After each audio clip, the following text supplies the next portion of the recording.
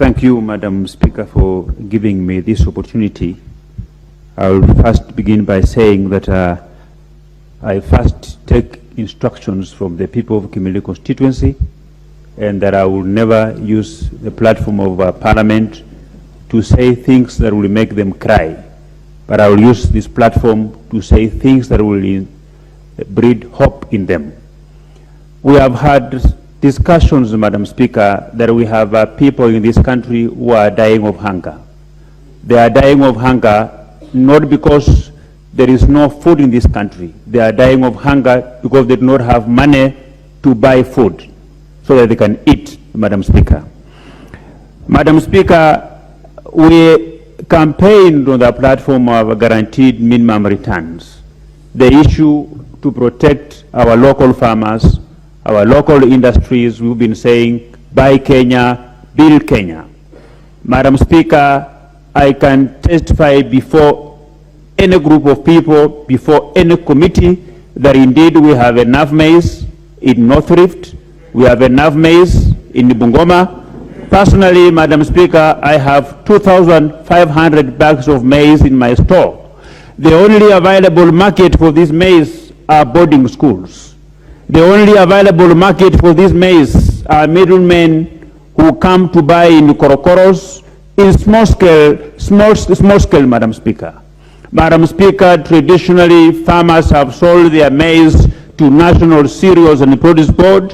This government entity as we speak today is closed. When somebody stands and say that farmers are holding maize, Madam Speaker, I feel like I should cry.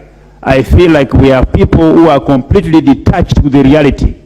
And when I stand here, Madam Speaker, there is one thing that I will never do.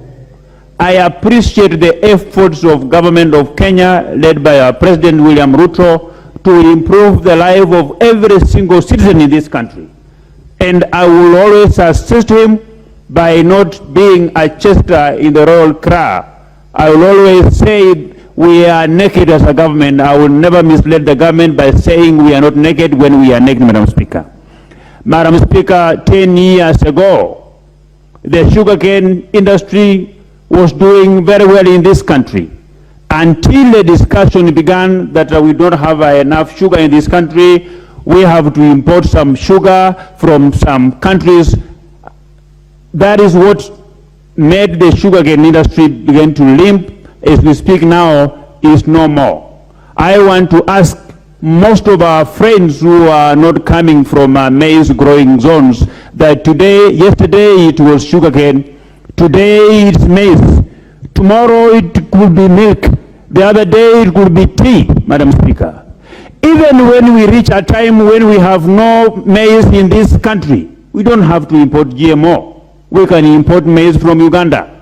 We can import maize from Tanzania. We can import maize from parts of the African countries that grow good maize, Madam Speaker. Madam Speaker, I want to challenge the Honorable Moses Kuria. I felt like I should not respond to him, but because I was not sure whether, when he made that statement, whether he was coming from a bar or a church. So that's why I will decide to engage him, and that was a very reckless statement.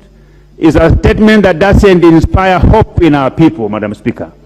Madam Speaker, I want to tell this country that even during the time of Jesus, the very many people who led to the spread of the gospel were not very many, they were very few.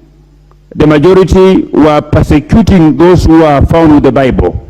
And I want to assure Kenyans that I will continue to advocate for no importation of maize until we have mopped up enough maize in this country. Before we go to that, Madam Speaker, we should revive the National Strategic Reserve and ensure that it have got enough maize there, Madam Speaker. I know time is not on my side, but I support this motion by a member of Parliament from Osop, by Honorable Kirwa. We need more than 10 kilos. This country will change. You don't need to change any law. But people who think forthrightly like Abraham Kirwa, this country will change, Madam Speaker. I support. Thank you. Member for Endebess, Dr. Pukosa.